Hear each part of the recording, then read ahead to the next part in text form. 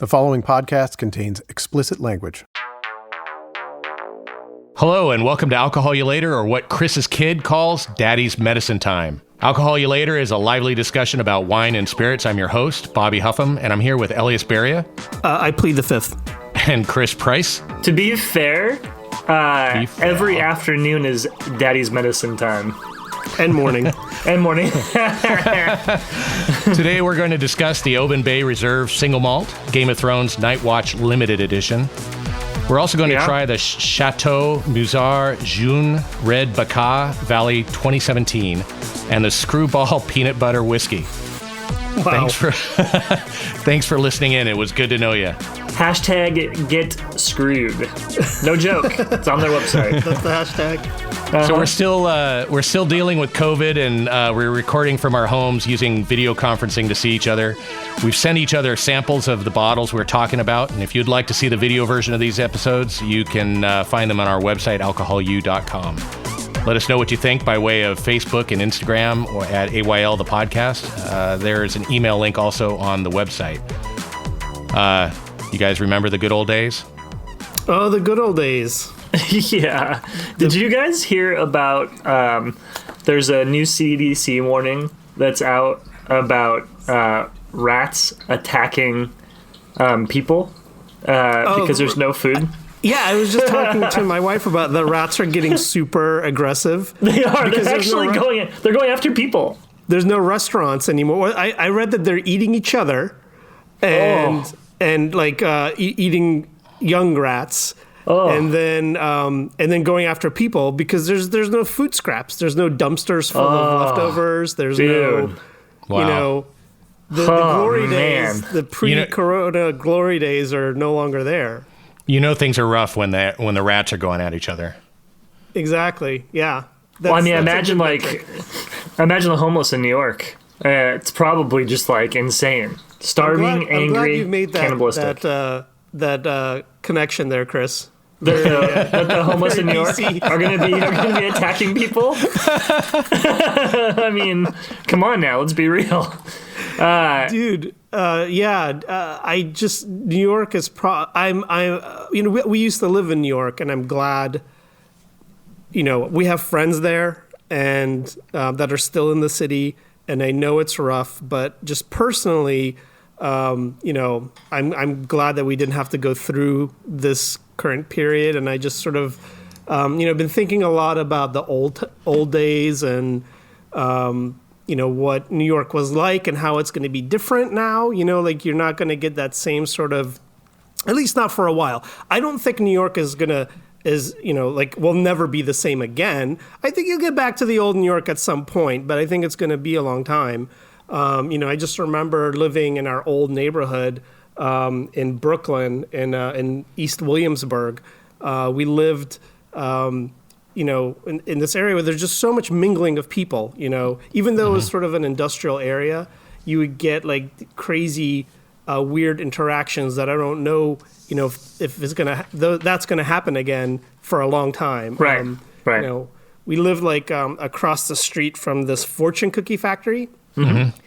And that was insane. Your home must have smelled delicious all day long. It did not smell delicious. It was a living nightmare because we moved in. We lived in this industrial loft that was a fabric warehouse.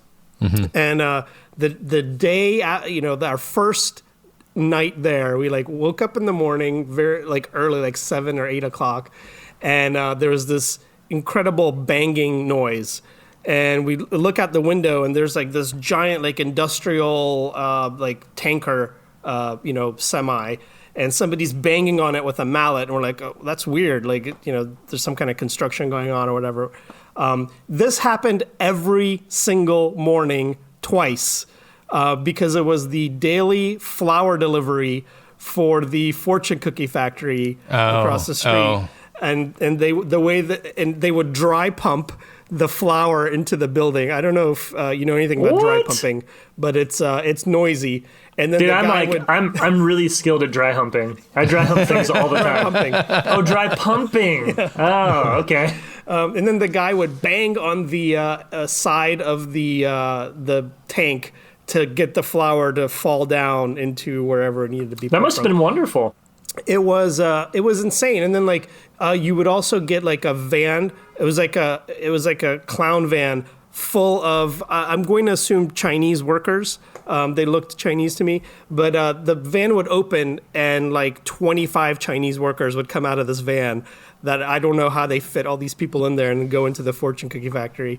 But one of the best stories was I was walking our dog past the fortune cookie factory, and there was some Chinese worker guy on the outside of the factory. He had this hose that was coming out of the building, and he was like dumping stuff into like the sewer.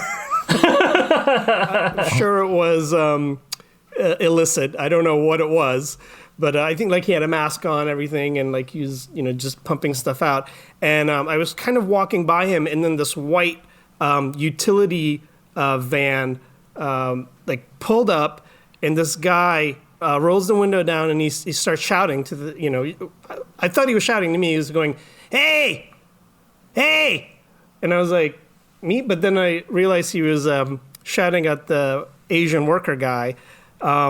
And the guy finally heard him, and he looked up, and the guy goes, "Too much excremento?"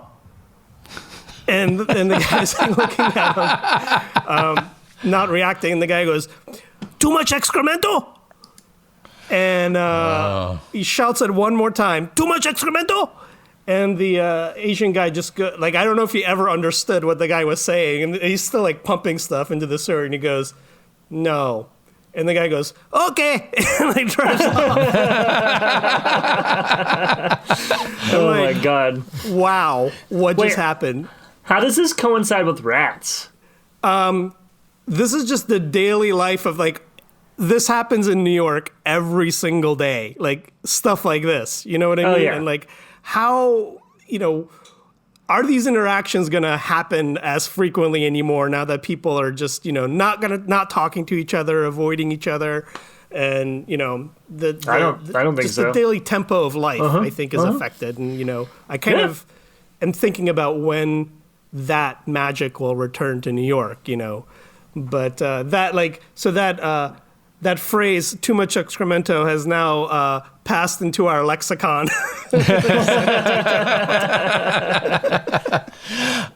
So Elyas, I've enjoyed watching your set decorator back there during your whole story. Oh, yeah. You like that? That is it's good. It's good. Welcome to the show. That's my wife and set decorator cleaning up. Yeah. She's very meticulous about her. Yeah, exactly. Yes. I was watching her she missed a spot right over to the a little bit. Missed a spot there. Yeah.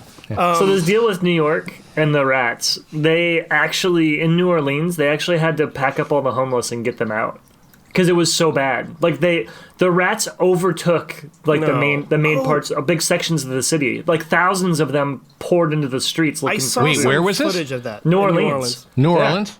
Yeah. Jesus. That is, I know. That's insane. It's insane. Anyhow, I thought it was interesting. I saw it like literally right before we started recording. Well, today. at least they don't have to worry about too much excremento. Yeah, no kidding. Not the human variety, at least. Yeah. Oh yeah. Today's episode is brought to you by Lisa Mattress. What makes the Lisa mattress so good, Chris? 3 layers of premium foam. Oh, Have you guys seen that? You're talking about the studio model. You're talking about the studio, which is 3 layers of foam at an extreme value, but they also have many other mattresses at your price range, don't they, Chris? Well, I don't know if it's my price range necessarily, but I think it's, the original is budget friendly. The studio is extremely budget friendly. And with a risk-free 100-night trial and free no-contact delivery, there is literally no risk to trying out the Lisa. None. No contact delivery. They just drop that thing off. You take a razor and just down the side of it, and it just explodes and watch it's ready the to go. magic happen. Wow. Huh. Bobby, how can I get my hands on a Lisa mattress? Well, let me tell you. You can go to alcoholu.com and click on the banner. Okay, so let's kick this thing off with a little Rochambeau. We're going to do the paper version. So we're going to, if you're watching us online, you can see what we hold up to the camera. It's riveting. It is riveting. Yes. I Okay. have to admit, the drawings are always entertaining for me. Well, I get may ready be to the only one entertained. watching this. All right, you guys ready? Yep. All right. One, One, two. 2, 3, go. Oh, God. I think you won. Is that Paper. paper? Little paper guy. Yeah, a little You paper like guy. my rocks? Yep. Nice. That's gross, man. Oh, those hairs are veins. No, those are rock. You know, Oh, those are the Cracks in the veins. rock. Those are the veins in the rock. yeah, the veins of quartz. Yeah. Okay, I like so it. who won? I wasn't even paying attention. did. Who you did? All won. right. So we have to drink his. Guys, well, guess what? It's a whole new day today. I'm bringing a spirit, Wow. and I'm going back to We're the gonna days. do spirit wine spirit now. We are. I'm going back to the days of when you guys thought I was just bringing gimmicks to the table. No, Oh yeah, this isn't friends. gimmicky at all. I'm glad that you decided to punk Bobby this time. I'm not and not punking me. anybody. I actually really do Oh, yeah? like peanut butter whiskey. Well, let's, This smells like Reese's. I know. Trust me. Wow. So let me tell you guys a few things. that smells really good. What do Americans love? They love peanut butter. That's French the fries. reality. They love French fries too, dude. I love French fries.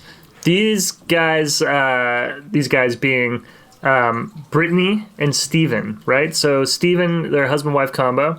Steven owns a restaurant, or he used to own a restaurant. I don't know if they own the restaurant anymore. Sorry, Brittany and God. Steven. Ouch. But good thing for Steven, his wife has a master's degree in chemistry. And they basically were like, let's try making some whiskey for the restaurant. So they started making whiskey. And then they were like, oh, let's develop a new shot. They love peanut butter. Let's make peanut butter shots. So they made peanut butter shots. And when those were like super, super high vol, they turned those like crazy. People loved the peanut butter shots. And then they were like, okay, Where's this San restaurant Diego. located? San Diego. Diego. Okay, that's making a lot of sense. Then they're like, okay. They're like, this is it. We got it. Peanut butter shots. We're making a peanut butter whiskey. So here you go. Give it a shot. Taste it. Oh, Let's see here. It This is smells. just- It it's smells candy. really good. I have to tell you, one whiff of this, and it just takes me back to Cold Stone Creamery. You know what I mean? I just feel like I'm standing in line, yeah. smelling the aromas wafting off the. It's very, But seriously. very sweet.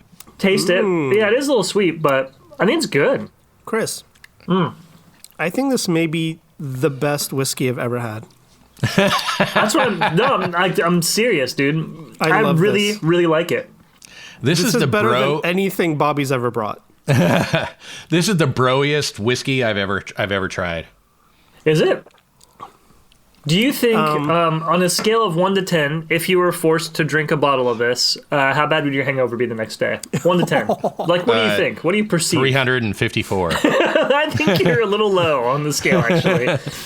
Okay, this actually is terrible.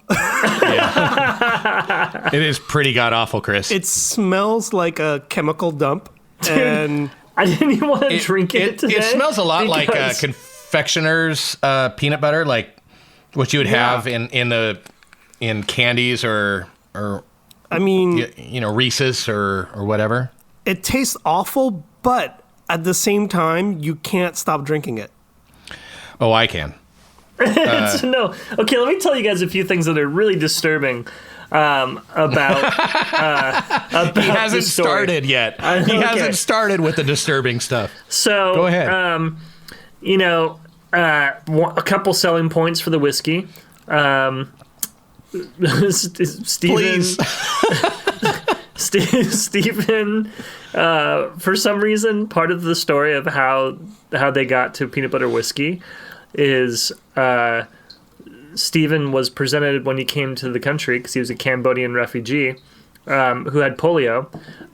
He was given a gift basket when he got to the United States.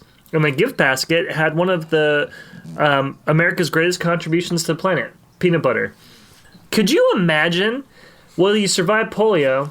Here's a bad gift basket. Welcome to the U.S., son. It's just a Peanut big butter. fucking tub of peanut butter. And so Can I make fun of polio now? Stevens. And so all I can imagine is that Stevens' big fuck you to the United States is making this whiskey Making this. and putting it out to the world. Wow. So they call the people. Somehow they make this like cross section of whiskey drinkers, whiskey lovers, and we like to call them PB aficionados. If anybody's a PB aficionado, it's me. But these two do not do well together. I'm so sorry. And then they have the crew that goes out there and shares stuff. They're called the Screw Crew. So just as a heads up, don't drink too much of this whiskey and then get visited by the Screw Crew, because the connotation there is enough. Hashtag get screwed, friends. I feel like Skrewball every time I whiskey. drink something you bring, I hashtag get screwed. For sure. There you go. No, Nearly every time. Chris has brought some pretty good stuff this season, but He's been good. He's been good. This is now he's slipped back into familiar territory here. He's definitely back with his bros. Listen, I'm the everyman. I have to say though, like I can't stop drinking it, just like I can't stop eating my kids' Halloween candy, even though it's terrible. I know it's bad, especially when it starts getting down to the end, bottom of the bag. I don't even like it, but I can't stop eating it. Well, it sounds like you Yeah. needed to do. Sounds like you needed to do the what's it called? The Screw Crew Challenge. Then Oh, which is the Screw Crew Challenge. Got to take. You got to take 3 shots of the Skrewball whiskey, and then you have to let your wife fuck you in the ass. There it is. It's the Screw Crew Challenge. Can you do it? So on the upside with this, I could easily see this becoming part of a cocktail of some kind. I'm not really sure what cocktail, but I mean it's very sweet. It does have a unique flavor, with the peanut butter thing. I could see that blending with a few other things. They do have, looking at the website, it does look like they have a few ideas. I personally, now having tasted that, have no interest in trying any of their recipes.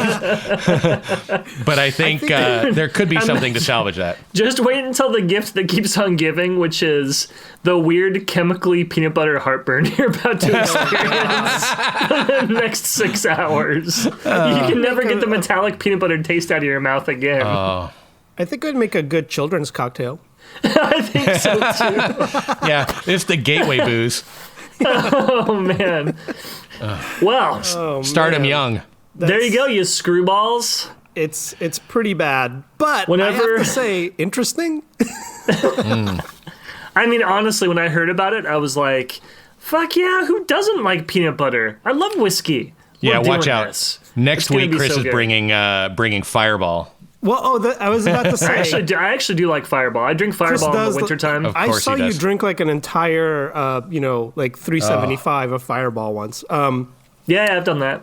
I was gonna say, I think anybody who does like Fireball, they're definitely gonna like this. No, that is not true. That's not true. No, God, I like Fireball. This is awful.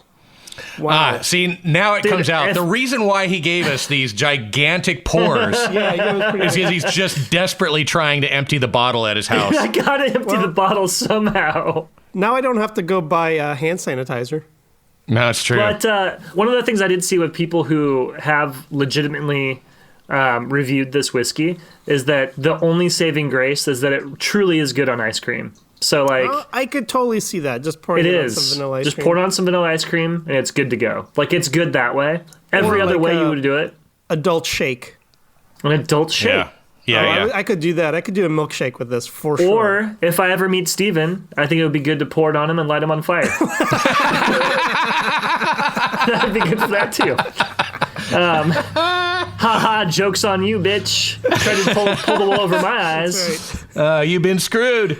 You just got screwed. I can't believe your first thought when seeing a native Cambodian was napalm. Oh, good job, Chris. Wow, man. Holy shit. Dude, you are so racist, Chris. I can't be a horrible person. I think You're a horrible person. Well, I mean, look at me. I got no hair. Okay, moving on. Oh, my God. And on that note, Elyas, you brought us something. Tell us all about it. Yeah, I did. And what I really, one thing that I really enjoy about you guys knowing fuck all about wine is that I can bring stuff and we sort of share with each other what we're going to bring right before we meet up to record. So you can see like what wine I'm bringing. But since you guys don't know anything about wine, holy shit, you have no idea. Rhetoric. Listen to this fucking guy. It could be absolute swill, or it could be one of the best wines in the world, and you'd have no idea until. Dude, it's I totally would know true. 100%. I would put it in my mouth, and I'd be like, "Yep, I know exactly what this is. I know what region it came from. I know all the details." All right, well, tell us about Chateau Musar then. Well, I haven't tasted it yet. Go how ahead can and I how can I tell you something unless I Go taste ahead it? and taste it. I'm very curious to hear your assessment. Really? Yeah. Go on. I'm not going to taste it. Just to be vindictive. I understand. Okay. So it smells really, really pruny, plummy. It does. Yeah. Okay. All right. So Chateau Wait, Musar. hold on. Are you going to take a? I'm going to take a smell. Okay. It's really hard this is after really the peanut butter. It is pretty hard after the peanut butter. So, Elyas, I'm getting like earthy. It's obviously French because Chateau Musar, but this is a Bordeaux. That's your guess? That's my guess. No, you're wrong. Okay. Claret. No. Claret is a Bordeaux. So Chateau Musar is, I would have to say, probably one of the most widely respected and revered winemakers in the world. They're a winery that is sort of unique, actually, in the world. They're in a unique position. And I would even hazard to say that any sommelier you talk to that is a licensed sommelier would have some level of respect for this winemaker. This family has been making wine since the 1930s. And the story really is quite amazing. The founder, Gaston Hochard, is a descendant of like 12th century crusaders in Lebanon. So 12th century crusaders who went to Lebanon and stayed, probably fought with the French and stayed. The founder of this winery is a descendant from those crusaders. He lived is Lebanese, went to France to study medicine, and fell in love with winemaking.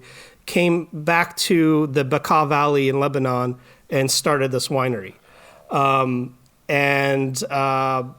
went through some trials in terms of grape varieties. Finally settled on what the red wines in this domain are known for, which is Cinsault, which is sort of a southern French grape, Cabernet Sauvignon, which is a Bordeaux variety, and Syrah, which is a northern French variety. Those grow the best in the Bekaa Valley of Lebanon, and that forms the basis of this wine. And so they basically, the way that this family has been making wine from that time has not changed, and it's sort of a very super traditional, based on traditional French techniques. But the way that they make it is they crush the grapes. The wine is first aged in cement lined vats. They use they don't add any yeast. They use the native yeast on the grapes. Their vineyards have been certified organic since 2006. Wow. They use very, very little sulfur, just a tiny bit at bottling, I believe. And so essentially this is a natural wine. It is not marketed as a natural wine. In fact, a lot of the natural wine shops that I shop at don't carry this because it's typically a more mass. I would say mass market, but it is more of a blue chip wine. I mean, I purchased this at Total Wine, which is a big box wine shop that is not. They don't have natural wines there, but this just happens to be a natural wine, and you have people who are sort of like, Napa cult wine cab sort of drinkers that are, financial industry bros who collect wine and drink like the top wines in the world. They know what this wine is and probably have a few bottles in their collection. This winery has been making wine from the 30s, and there's lots, occasionally you'll be able to find like 1965 Chateau Musar or whatever for sale from a collection. So this is it's a unique wine just because it's from Lebanon. You probably never had a Lebanese wine before. I drink Lebanese wine all the time. All the time? All right. But mostly with peanut butter. Yeah, typically. But it's made in such a traditional style, very, very minimal intervention. It's not fined or filtered. So it's basically made according to all the principles of what has become, the phenomena of natural wine. But that's just how they made the wine from the 30s. As you can tell from the taste, it doesn't taste like a lot of the natural wines that we've had because they probably extract a little bit more fruit from the skins. They leave it in contact with the skins probably a little bit longer than some of the other producers that I've brought onto the show. So they make the wine in a more conventional wine style, sort of a more international style, but it is a full natural wine in terms of how it's made. I don't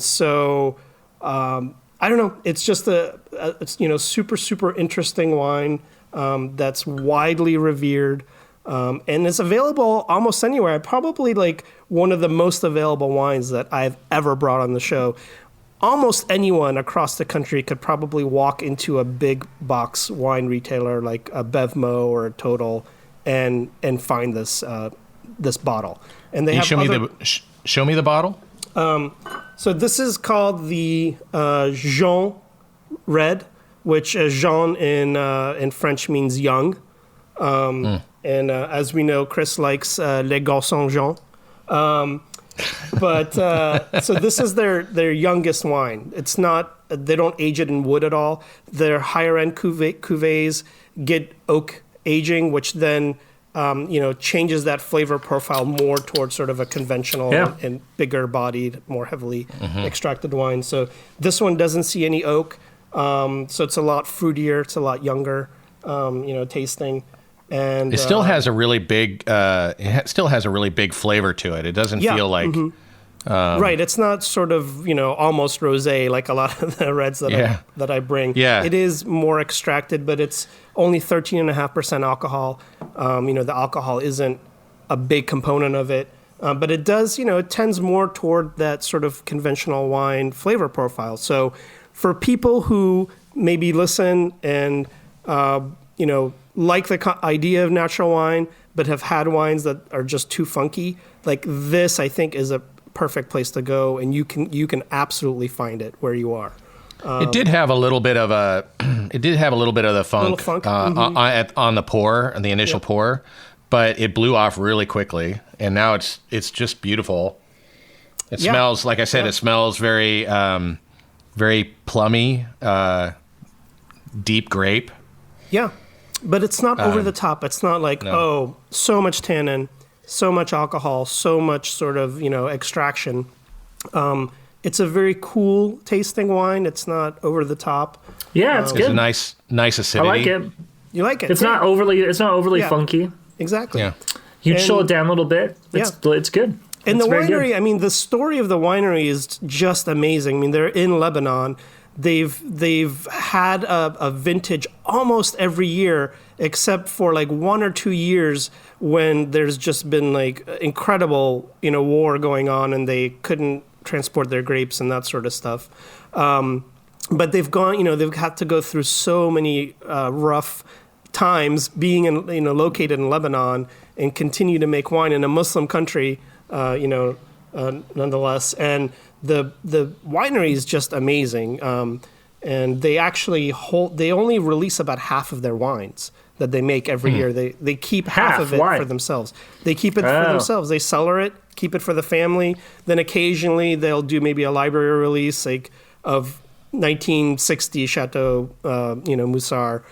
They'll release a few bottles or something. But Garage East gets their hands on stuff that are like those releases, the library releases. You'll see them, they'll post something, they'll be like, hey, we only have like 3 cases of this. Right. We're taking a couple bottles for ourselves. Yeah. First come, first serve. Who wants it? Great. I mean, this is probably a good candidate for that. And, this is a natural wine that is proven to age well. Not only does it, age well, but collectors seek it out. And I would also argue that their white wine might even be more interesting and age-worthy than the red wine. The white wine is made from 2 indigenous Lebanese grapes that are not found anywhere else, basically. They don't use international varieties for their white wine. And their white wines age incredibly well, the flavors on the white wines are incredible. So I highly just recommend people go out and find this. It's very, very easy to find compared to everything else that we drink. And it's a good wine to get acquainted with and have a few bottles at home. And it's not incredibly expensive. Some of the higher end cuvées can get in the $50, $30 to $50 range. But if you stick with the younger wines, it's very affordable for what you get, for the history of this chateau and the way it's made and where it comes from. It's an incredible wine. So you guys want that's amazing. You guys want to try a good whiskey now? Oh, a good whiskey. Hold on. As long as it's not smoky, I'm down. I'm just gonna go grab a jar of peanut butter so I can put some in here. Because that's the only way I drink my whiskey now. I feel like that might be a good alternative to, make if you have whiskey that you find that you don't like very much, just put a little peanut butter in there. Yeah, or even if you like it. And if you've forgotten what whiskey is actually supposed to smell like, you can smell this. Oh, here we go. Oh, Bobby, zing. It smells like banana. Oh, interesting, yeah. So this is the Oban Bay Reserve Single Malt, Game of Thrones, the Night Watch Limited Edition. Dun, dun, dun, dun, dun, dun, dun, dun, dun. Peter Dinklage, Peter Dinklage, Peter Dinklage, Peter Dinklage, Peter Dinklage, Peter Dinklage. God. Please stop. Please stop. So Highland Scotch, this is a Highland Scotch, and it is, just so you know, a Highland Scotch is typically a single malt. It's typically made with pot stills. And because of the simplified distillation, it preserves more of the flavor produced during fermentation. And in general, Highland malts tend to be more robust, more pronounced flavors and aroma, significantly more weight and texture on the palate. In addition, there are regional characteristics that reflect the impact of climate and different things. So this is a west coastal Highland Scotch. A lowland Scotch, for example, by comparison, will be more grassy in flavor. This one tends to be a little bit more you get more of the barley side. And you'll also find in some Highland Scotches, you may find some peat. This one doesn't really have a whole lot of that. And then is it a single Oban, malt? This is a single malt, yeah. So I'm not a big fan of this one. Oh, really? I'm just sticking it out there, yeah. I'm not joking. It's not because there's no peanut butter. It's because I obviously made my feelings very clear. Steve, if you're out there, fucking watch out, buddy. I have a flask of that shit with me. I will light you on fire. Jesus. But you like it, come on, Chris. This has got this like kind of weird smoky edge to it. It's not though. It doesn't. I don't taste the peat. I don't taste any peat. I was going to say something. It's because your palate is awful. So people that are definitely adverse to peat have commented about how they don't like Oban because of that that peat flavor. I don't really, if you taste this versus some of the other scotches that are definitely more peat infused. Yeah. Oh yeah, this is really really light. It is light. It just like peatiness ruins. Peatiness ruins these whiskeys for me, much like penis ruins sex for Elyas. Yeah. So they're similar words, similar feeling. You have a child's palate. And so I would imagine that for a child, this is not, very good, not very interesting. It's challenging. Yeah, I mean, challenging to drink as a child. It's challenging to drink a lot of things. You seem to have no problem drinking. Oh, wait, never mind. I'll just stop. So Oban was established in 1794. It takes place. It's been made in the same building. Pretty much that whole time, which is about. Actually, on their website, they say that they're like 28 paces from the shore, like they're right on the water. And when I taste this, I taste that almost like a salt air, the briny sort of quality of the ocean seems to seep into this more so than the smokiness. I do get a little bit of smokiness, but like I said, it was really, really light. The thing that's interesting about Oban is they only have 2 pot stills. They're one of the they make a lot of whiskey. You can go into almost any liquor store and find an Oban 14 or sometimes they're higher end. This is a limited edition. But you can find an Oban in almost any liquor store, but they only have 2 pot stills and they're cranking out the world's whiskey basically. Wow. And then this one other thing is they are owned by Diageo, which owns Smirnoff and Johnny Walker, Bailey's, and Guinness. But yet, even though they're owned by this larger conglomerate, they still have been true to what made Oban unique, their flavor. Have you tried this entire series of like Game of Thrones whiskey? I haven't. I've been kind of making my way through it, and I've read a few reviews of some of them. Some of them are not so great, and this one was actually ranked pretty high. And I have to agree, I really like this one. So I can't believe that if you like Scotch whiskey, you like it. Yeah, you're a fan. Yeah, okay. I mean, I'm just I don't like it. I like Scotch. I'm not a fan. I like bourbons and rye, stuff like that. I like those. Mm-hmm. I'm just not I've never been a big fan of Scotch whiskey. Fair enough. But I really like it. And I'm surprised that, it's the not Lord of the Rings, sorry, Game of Thrones. Just such a gimmick. I'm surprised that they would do that, and it's still a thing. Like, the show hasn't been on for a while. I'd imagine they stopped making it, but apparently people are still buying it. It's still out there. You can't find it online anymore. Oh, okay. I mean, they're not making it. Oh, they aren't? No. HBO teamed up with Diageo, so a lot of the Diageo distilleries released a limited edition series, and it was like, I don't remember how many houses there are in the show, but each of the noble houses was assigned to a different distillery. And Oban, because they sit like right below really high cliffs and this sort of thing, they got the night watch. Oh, I see. Okay. Mm-hmm. Yeah. I'm a big fan of the I don't know if it's really called a spin-off, but it's called Game of Boning. It's one of my favorite movies. One of my favorite shows, series. It's about boning fish. No, definitely not about boning fish. That's for sure. But definitely, like, all this talk about it, just like, it's getting really you makes ready. Me excited. It's getting you. So Elyas, I know that you're really more.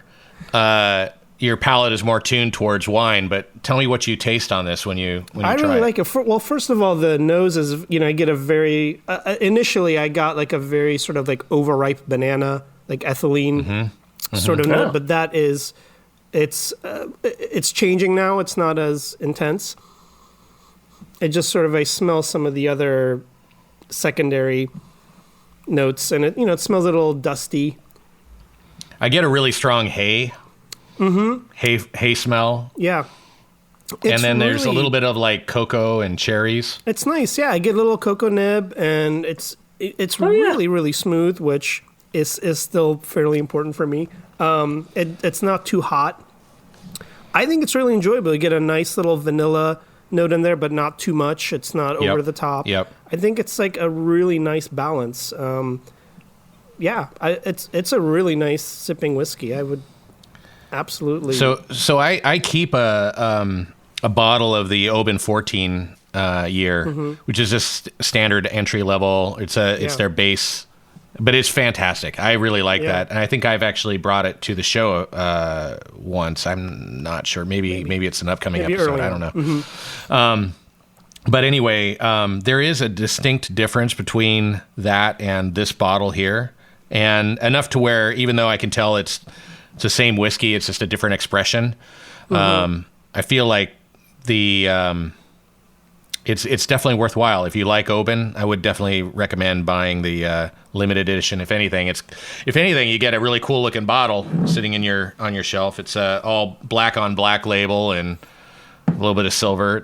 If you're a Game of Thrones nerd, yeah, totally. You really get in there. Yeah. If you're a Game of Bones nerd, game of boning, then DM. Then you Chris need later. a. No, you just need to like it. Instead of a bottle of whiskey, it's just a giant bottle of lube. Oh, yeah. Which we'll be selling on our website. Yeah, we will. That's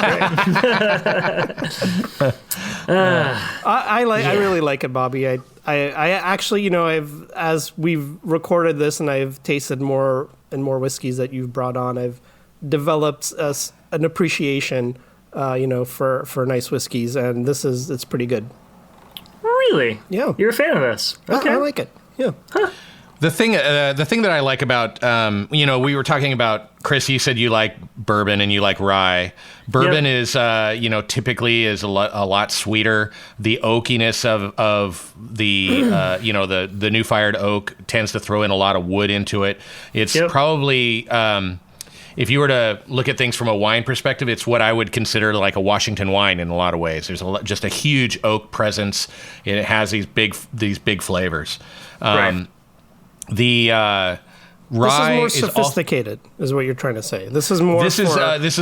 For people of. I wouldn't say sophisticated. I mean, because barley as the grain, the making of the malt is really it throws different flavors into it. You're not aging this in a new fired oak barrel, so you're not going to get that huge wood influence into it, and it really allows the grains to provide a lot of the different flavor nuance that you're finding in that. So I don't know, the rye. There are some scotches that I like. There's a few scotches that I think are pretty decent that I can definitely drink, but. This unfortunately isn't one of them. Yeah, no, I think, Chris, for you, you're probably, if you're looking at Highland Scotches and you steer more inland with, then you're probably in the region that's probably hitting that sweet spot for you. This is freedom. The burps taste really good. Getting some really nice little burps. Well, that's the peanut butter. That's the peanut butter. That might be the peanut butter because it's sort of it's the peanut butter. Burps taste like eating cereal. Yeah, that's what it is. Yeah, it's dude, the heartburn you're about to experience is not good. Basically, just coated the inside of my esophagus. Just wait till you get the peanut butter poop. That's not good. Too much excremento. Bobby, nice work. Well, thank you. I mean, thank you. As far as scotches I'm sorry go, that you don't like it. Well, I mean, it's like I know it's good. Like I taste it. I recognize it's good. I just am not a fan of this. Like I can recognize quality at the same time as not liking it very much. Fair enough. I can't please everybody. Yeah. I've heard that a lot about you.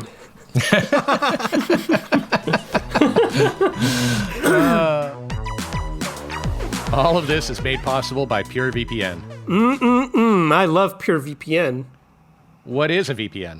It's a virtual private network. It's a way to keep secure and invisible while you're online. And privacy is important, is it not, Chris? I mean, nobody needs to know what I'm doing when I'm online. Who knows what I'm doing? But I'll tell you what. Most of the time, it's private and personal to me. That's right. I don't want any intruding eyes. I don't want any any of my ISP knowing some of the crazy stuff I look at online. Exactly. It's not that crazy. Not Like only baking ISPs, breads. but advertisers can't follow you around and snoop on everything that you are interested in and then serve ads to you. Privacy is about being invisible online and not leaving any digital breadcrumbs behind. And you can do that with PureVPN.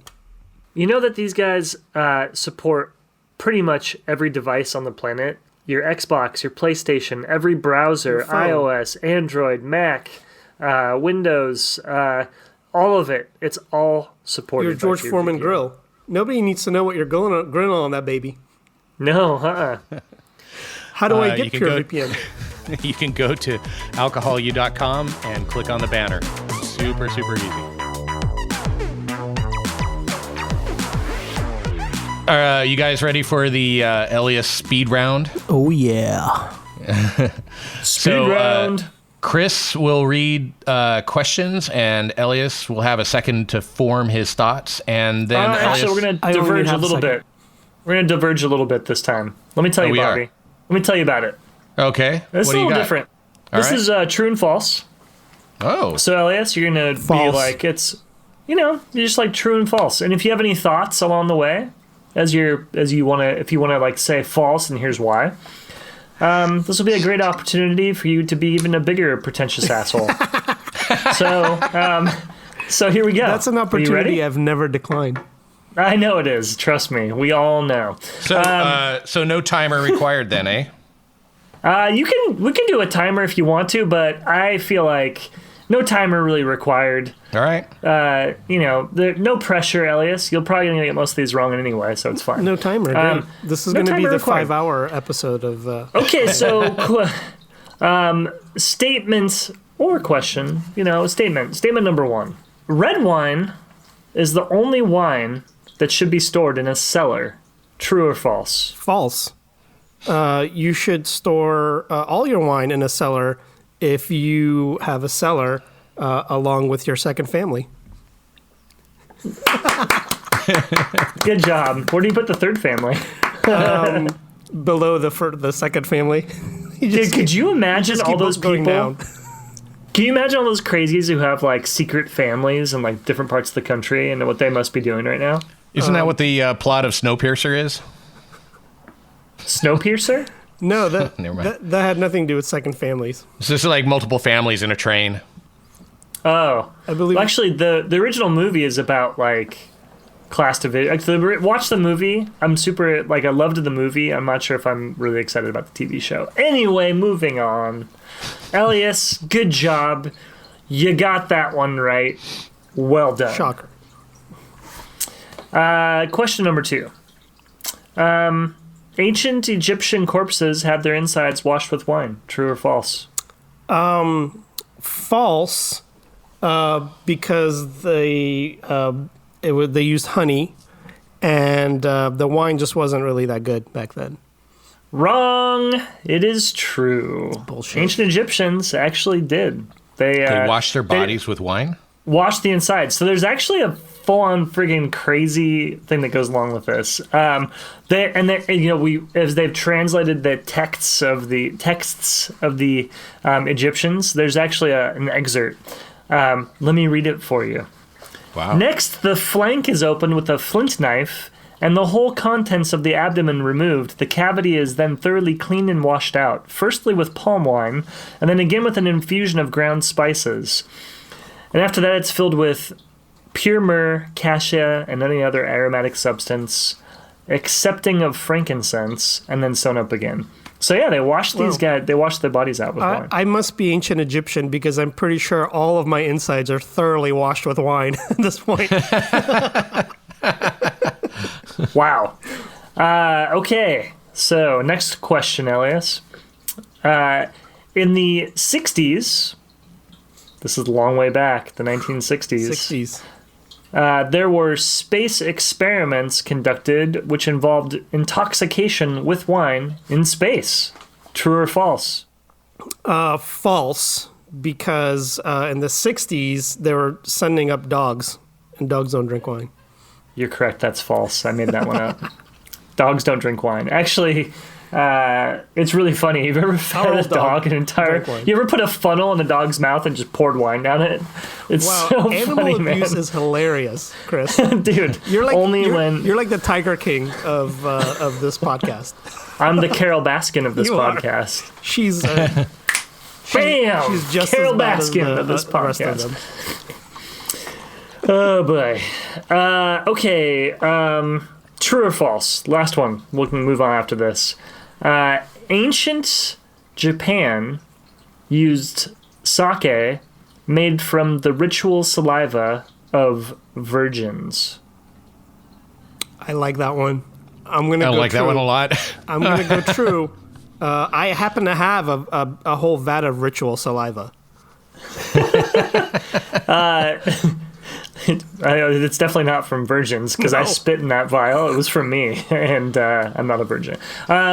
Yeah, it's disgusting. Wow. So they basically had these bunch of virgins, and they would just give them rice, and they would chew the rice up, and then spit it into a pot, and then they would ferment the pot of virgin saliva with the rice into wine.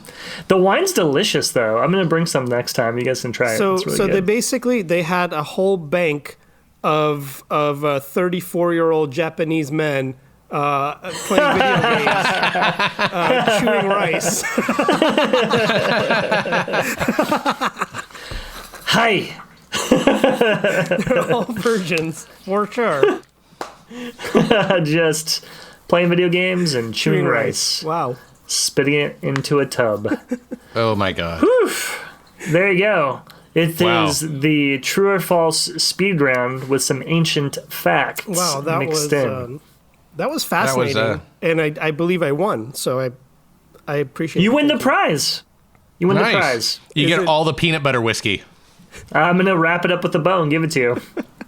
You get all the peanut butter heartburn. You win heart and can lose at the manage. same time.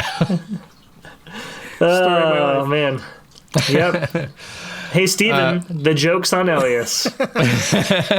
I'm still lighting your ass on I fire. hate you, Steve. So I would say, Chris, what does your bottle taste like now, and tell us more about it? But I really, actually, that's normally what we do. But I think we're gonna skip right past that and go on to let's do Elyas. it. No, Oh, let's really? do it. Let's do it. Really? Yeah, let's give it a shot here. All right. Oh, All right. that Here we tastes go. Terrible. Oh, That just it tastes like every Halloween candy yes. and Yeah. terrible chemical ice cream you've ever had. Bobby, I Yeah. will give you $100 bill if you drink the thing if you just chug the whole little flask. bottle I gave you. Nice. Yep. Oh fuck. Give you $100 Do bill. it. Chug, no, Bobby. Fuck no. No. Bobby, Chug. $100. Okay, Bobby, hold on. Everybody's got a price. $200. Ooh, Yeah. Come on. 200. What's the 200. price? I think it's 200. Is it 200 bucks? 200 No. bucks? No. No? 200 bucks. No. $200, dude. Two Benjamins just to drink that. It's nothing. All you do is just tilt it back and drink it. First of all, there's like, what is that? Like 4 shots in there. Whatever. Then you can then That's 50 you bucks gotta a get shot we're fucked. paying you. You're halfway through the Skrewball challenge. That would put me so far the next under part's the the table. hard part, though. The hard part after you finish drinking that is the difficult part. I don't know if I could vomit. Can I vomit it up right after? Sure. I mean, it's up to you. Taste Whatever it you want to do. twice. Dude, I don't know if you'd want to do that, actually. No. That would be awful. Can you imagine that shit coming out of your nose? No. Okay, well, on that, let's move on. All right. Elyas, Well, let's hear wait, about where it. did you get it? Where'd you get the Oh bottle? yeah. Please tell us so I got I it never from- go there. I got it from. Well, you can buy this. You guys are gonna love this. There's a few Walmart. spots you can buy Walgreens? this. You can buy this. Let me tell you the vendors that you're allowed to get it at. Locations. You can buy this at Albertsons. You can buy it at CVS Pharmacy. You can buy this at the ABC Wine and Spirits shop. You can buy this at Esquin Wine Merchants. You can buy this at Safeway. You can get it anywhere. You can buy this at Fry's Electronics. You can. I swear to God, sells you this? can. Yep. Esquin Wine Merchants Wow. sell this. I would think that they would How know much better. did you pay for it? This is a $25 bottle For of a whiskey. 750? You bought a 750 of this? Oh Jesus. 25. walking out or 25 list? List. So it's probably another $5 on that. Is like $30. Is it like the peanut butter you get at Whole Foods where you have to shake it? You have to stir it up before you drink it because it's separated? It says on the bottle, do not shake or disturb. So, I mean, at your own risk, It's like my friend. nitroglycerin, basically. Yeah, it's bad Could go news. Any moment. It says don't shake or disturb. No, God, no, Bobby, no. There's a Crazy warnings on the. Okay, there should be. Do not open would be one warning. I'm going to put this into a container. I'm going to evaporate it into a powder, and I'm going to snort it and see how that goes. Or I'm going to try a peanut butter whiskey enema. See how that works. All ways might be bad though. I think it'll work for you. We'll see. We'll find out. Everything is so cringeworthy. Yeah. Moving on. All right, let's try this. Now that you've defiled your taste buds with the peanut butter whiskey again, let's try this delicious wine. Well, it smells great. It has like I don't know how to quite describe it. Maybe like a sweet raspberry, plummy sort of nose. It tastes great. It has It's fruity, but not like a sweet fruity, not over the top. It has a little bit of nice soft tannin to it. It has a nice little bit of acidity. Nice like red ripe fruits, blackberry, plum, that sort of thing. It's a really fantastic wine, and like I said, you can get it anywhere. I got it at Total Wine for $22. I've just gotta say, like, this is a red letter day. First of all, I was gonna say Chris brought some shitty something again. For season 2. That's this is kind of a red letter day for season 2. Chris brought a shitty something rather. Yeah. Listen, and then Elyas. You actually brought something that most people can find. Most people can find, and I think most people who are wine drinkers will like also. Yes. Shocking. From like millennial sort of natural wine fans to more like hardcore conventional wine drinkers, I think anyone will like this wine. Usually Elyas likes to bring stuff that you can't find, and then everybody will hate. That's right. Yeah. People so, I mean, like, hats off to you, my friend. Opposite day. Opposite day. Good job. You can find mine, and you'll hate it. There you go. Unless you want to #get screwed. How much was the bottle? $22 at Total Wine. Nice. And I think, it'll probably be cheaper and cheaper parts. So you can spend $22 on some shitty whiskey, or you can spend $22 on a really nice bottle of wine. Really good red wine with an amazing history. Dude, the hobo outside of Esquin Wine Merchants really recommended the Skrewball highly. I bet. So I don't know what your problem is. I'm sure, because you can get crunked with that shit. How much did you pay him for him to go inside and steal your bottle? Well, I just threatened him. Nice. You stole his shoes and said you'd give it back to him if he brought you a bottle. You do what you got to do, man. No, that's a deal for the Euro wine, Elyas. Yeah, it's a deal. It's a good price, and it'll be cheaper in cheaper parts of the country, obviously. But it's a great wine. Yeah.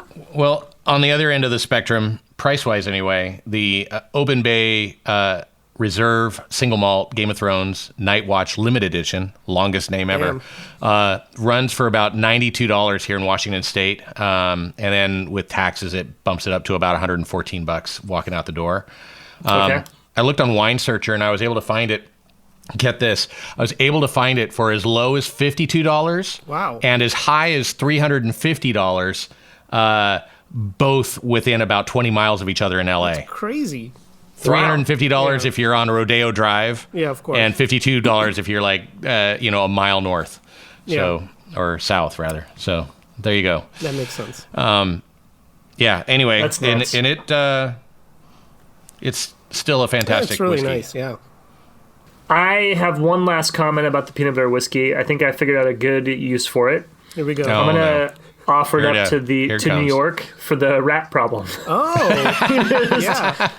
Just diffuse that and just pump it into the sewers, and that's They'll be it. drawn Game to over. the aroma and flavor, and then when they drink it, they'll die. They'll just be dead. Also, it'll fix the homeless issue. Oh, wow. Well, that's an hour you won't get back. You can learn more about the bottles we tried today on our website, alcoholu.com. Also follow us on Facebook, Twitter, and Instagram at AYL the Podcast, and continue the discussion with pics, notes, and questions, and we may share them on our next episode. We have yet to do that. No. But we may. It's a good thing to say, though. I appreciate it. Yeah, it's a, hopefully we'll tease them a little bit. Hopefully we'll get somebody to comment. I think you just say it out of habit now. It has kind of gotten into that, yeah. Please share and subscribe, rate and review us wherever you get your podcast. We need all the help we can get. We'll be back in 2 weeks. Tune in and you may hear Chris say, I completed the Screw Crew challenge. and Elyas says, I got screwed. we all got screwed. Our engineering team features the fabulous John Baroker and Adrian Gutierrez of Hereby Sound. Our theme music was composed and performed by Flex Vector. We recorded today's episode in our separate, undisclosed locations. That's it. Goodbye. Bye. Bye. Alcohol You Later is brought to you by Pear Shape Productions, copyright 2020.